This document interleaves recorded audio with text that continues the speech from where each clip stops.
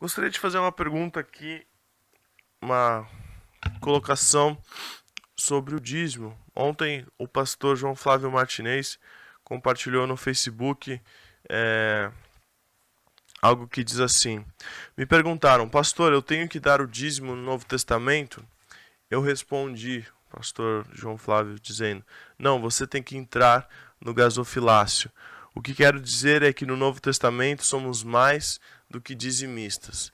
E eu conversando aqui no intervalo disse o quanto fiquei surpreso com a quantidade de pessoas que responderam negativamente, responderam como o dízimo não sendo algo bíblico. E a gente fica muito triste porque a gente vê que muitos pastores, muitas pessoas têm deturpado o ensino verdadeiro do dízimo, o ensino da palavra de Deus. E uma pessoa que me chamou a atenção aqui, que diz, fazem 10 anos que eu não dou o dízimo e Deus, ele continua me abençoando tremendamente. Foi onde eu prosperei, pois antes era uma obrigação da minha parte. Pastor, o que o senhor pode dizer a respeito disso? O que a gente... Bom, o Jorge Soron continua prosperando e ele não é dizimista. Não sei se você sabia disso. Jorge Soron, né? O maior investidor mundial, um dos homens mais trilionários do planeta. Ele não é dizimista. A graça comum, ela atinge todas as pessoas. O colega aí que fez esse comentário, independente de qualquer coisa, todas as pessoas são atingidas pela graça comum. Tá? Então, diga-se de passagem. Agora, olha que surpresa, Lucas. O ano que vem vai fazer 30 anos que eu sou convertido.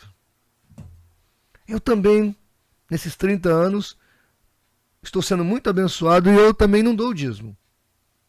Pastor, o senhor não dá o dízimo? Não, eu sempre dei mais que o dízimo. Eu sempre entendi que o cristão, ele tem que superar os escribas e fariseus e doutores da lei. Mateus capítulo 5, versículo 20. E lá em Mateus 23, fala que eles eram dizimistas e ofertantes. Então eu acho que o mínimo que um cristão pode devolver do muito que Deus tem dado na vida dele é 10%. E eu sempre me converti, quando me converti, eu já entendi isso. Eu me lembro que eu me converti, daí 2 anos eu já era obreiro tempo integral. E quando eu fui casar, eu ganhava um salário mínimo da igreja, que era uma ajuda de custo. E quando eu fui casar, eu cheguei no tesoureiro e falei, a partir de agora é 50%, pode pegar aí, você só me dá metade da oferta que você me dá. Aí o tesoureiro, uma pessoa muito prudente, muito equilibrada, um irmão, inclusive um empresário muito sério, chegou em mim e falou, João Flávio do céu, mas você só ganha um mínimo e agora você quer ainda doar metade. Foi exatamente o que eu estou precisando. Eu vou casar e eu preciso de um grande milagre. E se eu não tiver fé, Deus não vai me abençoar. Eu preciso de fé. É a fé que traz a virtude, a graça, a vitória sobre a nossa vida. E olha, você que está me ouvindo, preste atenção no que aconteceu. O meu casamento foi uma bênção. Mas eu e a minha esposa, a gente ia na cidade, a gente olhava os móveis. E só olhava os móveis, porque não tinha jeito. Eu ia morar com a minha avó. O máximo que eu consegui fazer foi reformar o meu quarto para a gente poder morar. E não tinha perspectiva. Irmãos, eu ganhei tantos móveis, que não coube na casa da minha avó. Eu tive que alugar um apartamento. Uma semana antes do meu casamento, um irmão chegou em mim e me deu um adesivo.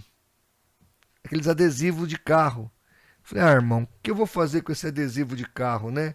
Eu não tenho carro. Aí eu cheguei em casa, eu tinha aquele 3 em 1 da CCE, que é aquela tampa de acrílico, eu pus o adesivo na tampa de acrílico do CCE. Mas na semana depois que eu casei, eu recebi um telefonema. João Flávio, aqui é da garagem fulana de tal, dá para você passar aqui? Eu fiquei meio sem entender, eu falei, tá bom, pensei que era alguma coisa, sei lá, alguém queria oração, peguei e fui lá. Quando eu cheguei lá, o dono da garagem falou, tudo bem, irmão? Eu falei, tudo bem, Carlinho. Ele falou, vem cá, Tá vendo aquele carro ali? Eu tô, o que que tem? É seu, pode levar. Tá aqui a chave, o documento. Irmãos, eu ganhei um carro. No meu casamento, veja, eu não pedi nada. Eu ganhei um carro de presente de casamento. Deus abençoou minha vida desde o dia que eu me converti abundantemente. E eu sempre tive alegria de ser mais do que dizimista. Mais do que dizimista. Sempre tive alegria. Agora, se essa pessoa está falando com orgulho, Deus tem me abençoado e eu não dou nada para ele, que tipo de cristão é esse?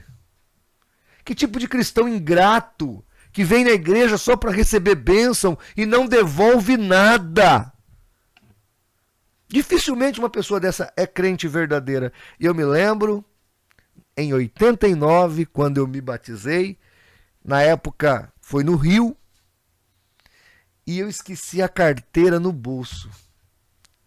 Hoje, você que está me ouvindo aí, sabe que tem poupa-tempo. Você vai no poupa-tempo, em uma semana, você tira todos os documentos, carta, RG, CPF, título de eleitor. Hoje, em uma semana, aliás, 2 dias você resolve tudo.